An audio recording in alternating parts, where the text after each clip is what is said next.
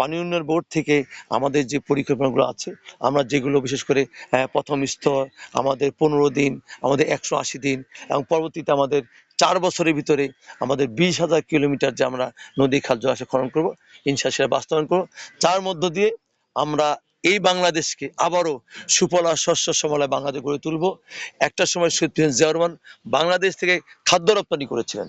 আমার বিশ্বাস ইনশাল্লাহ তারেক রহমানের নেতৃত্বে আমরা সেই খাদ্য আবার বিদেশে রপ্তানি করতে পারবো এবং বাংলাদেশ আমরা খাদ্যের স্বয়ংসম্পূর্ণ হব। আমরা যখন এই মন্ত্রণালয়ের দায়িত্ব নিয়েছিলাম, আমাদের মন্ত্রী মহোদয় সুদিন চৌধুরী এনি এবং আমরা কিন্তু আমাদের প্রথম আমাদের যে সচিবালয়ের সভা ছিল এবং দ্বিতীয়ত আমাদের পানি ভবনের সভা, সেই সভায় কিন্তু আমরা স্পষ্টভাবে আমরা প্রত্যেকটি আমাদের কর্মকর্তা এবং আমাদের ইঞ্জিনিয়ারকে আমরা একটি বার্তা দিয়েছিলাম যে আপনাদেরকে একটা বিষয় বিশ্বাস রাখতে হবে। আমাদের প্রিয় আমাদের মাননীয় প্রধানমন্ত্রী উনি বলেছেন আমরা দুর্নীতির গলা টুটি চিপে ধরবো। বিকাশ পেমেন্টে 10,000 টাকার বেশি অফার, শপিং চলছে তো। কাজে সেই ক্ষেত্রে দুর্নীতির ক্ষেত্রে আমরা জিরো টলারেন্স। যেমন আমাদের পানি উন্নয়ন বোর্ড সম্বন্ধে একটা মানুষের খারাপ একটা ধারণা আছে, ঠিক আছে, সেই ক্ষেত্রে আমরা বলেছি সেই পার্সেশন থেকে আমরা পানি উন্নয়ন বোর্ডকে ফিরিয়ে আনবো।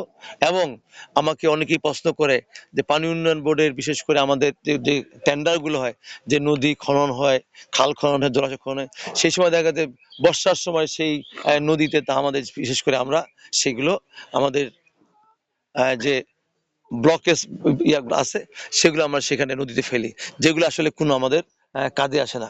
আমরা বলতে চাই পানি উন্নয়ন বোর্ড কাজ করবে বিশেষ করে নদী খাল জলাশয় খননের ক্ষেত্রে 6 থেকে 7 মাস, সেটা ফেব্রুয়ারি থেকে এপ্রিল অথবা মে পর্যন্ত, এর মধ্যে দিয়ে আমরা কাজ সম্পন্ন করব।